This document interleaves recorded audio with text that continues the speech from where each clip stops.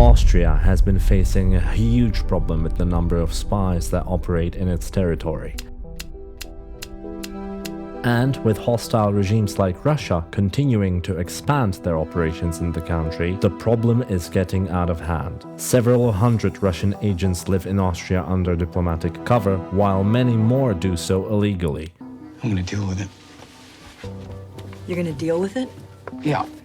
But unlike the Emmy-awarded TV show The Americans, in which the US government is actively trying to uncover Russian operatives posing as everyday Americans, the Austrian government does very little to fight back against its own spy crisis. Vienna has even been dubbed the espionage capital of Europe, and there are no signs that could change anytime soon. I'm Jan with ProgPod, and this is the story of how the unmanaged espionage problem is turning Austria, a full member of the EU, into a security threat for the entire European continent and the country's allies. On the surface, Austria's spy problem is hardly new. It first began in the Cold War. In a Europe divided between the communist Eastern Bloc and the democratic West, Austria managed to remain outside the so-called Iron Curtain in exchange for promising its neutrality. But what happened inside the country was hardly neutral.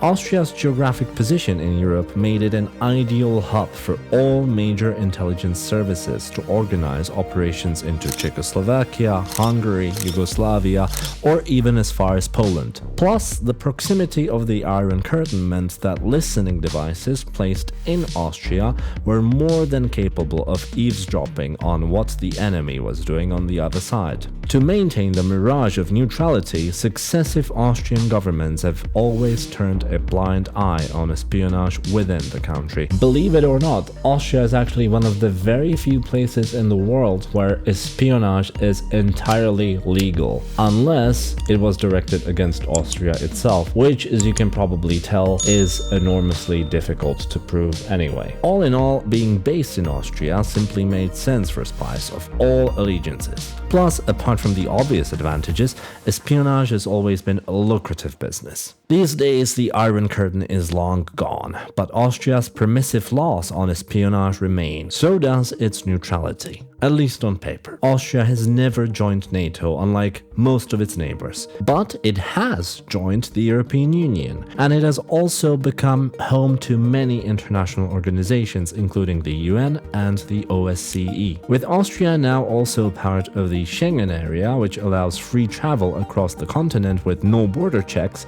spying has become even easier than it used to be in the old days. Spies can simply cross the borders unnoticed, just like anyone else. Plus, the sheer number of international organizations in Austria also means that many more diplomatic positions need to be filled, which in turn means that many more spies can operate in the country under diplomatic cover. That all means that the country is still a prominent base for intelligence operations by all major world powers. And make no mistake, enemies of the EU, which of course includes Russia, have quickly seized on the opportunities that Austria offers. It is now estimated that more than 7,000 foreign agents operate in Vienna alone, which is more than in any other city in the world. Over 180 people are official Russian diplomats accredited in Austria. Experts estimate that anywhere between 30 to 60% could be in fact Russian intelligence operatives operating under diplomatic cover. Plus, many more certainly live in the country illegally, either pretending to be employed in Austria, often as journalists for example, or even pretending to be regular Austrians, much like Philip and Elizabeth Jennings in The Americans. The illegal and unprovoked invasion of Ukraine by Russia has made the situation significantly worse. The Russians have aggressively increased their spy activities in the country. It operates one of its largest embassies in the world, in Austria. It is a huge facility spanning more than 40,000 square meters, which it of course inherited from the USSR. The complex features several houses for the diplomats, or agents if you will,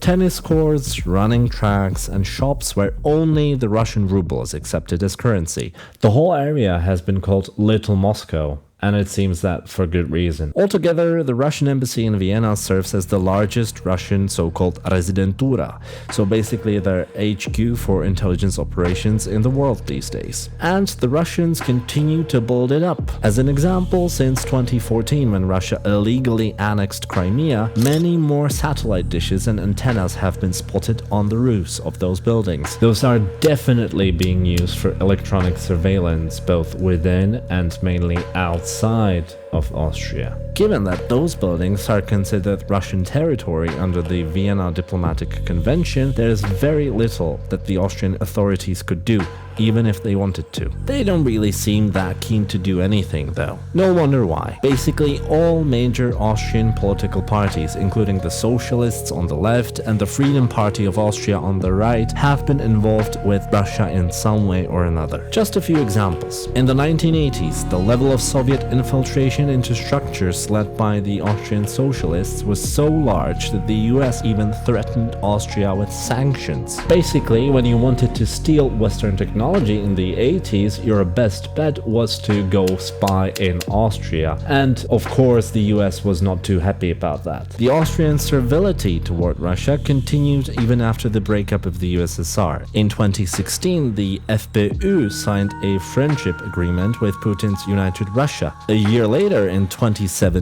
and then again in 2021, representatives of the FPÖ took an official trip to the illegally annexed Crimea. And famously in 2018, while the FPÖ was in government, its own foreign minister Karin Kneißl invited Putin to her wedding in Austria. We're not done yet though. In 2019, secret footage emerged showing FPÖ leader Heinz-Christian Strache, who was vice-chancellor at that time, apparently accepting bribes from a Russian agent posing as a niece of a Russian oligarch. This caused the collapse of the Austrian government, after which Foreign Minister Kneißl moved to Russia, where she, by the way, lives until this day.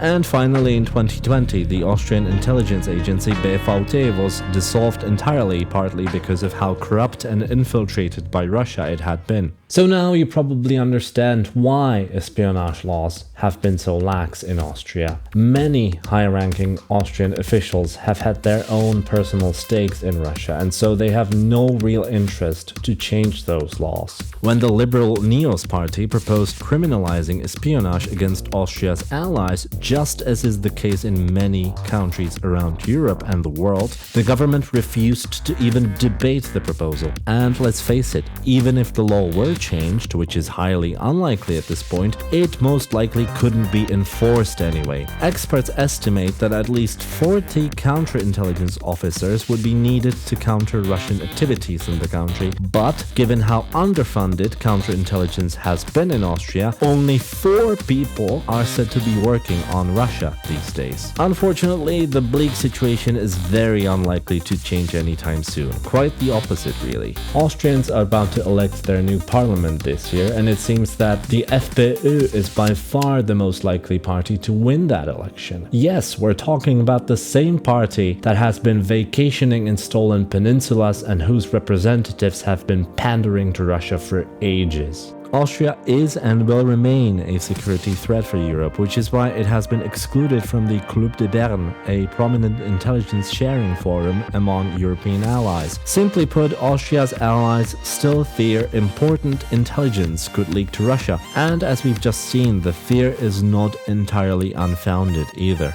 In any case, Austria is not the only country in the heart of Europe that has been facing enormous challenges. So is Poland with its new government. If you want to know more about its own unprecedented media crisis that's been developing, be sure to head on to the next video linked on the screen right now. I'm Jan with Prague Pulse. See you next time.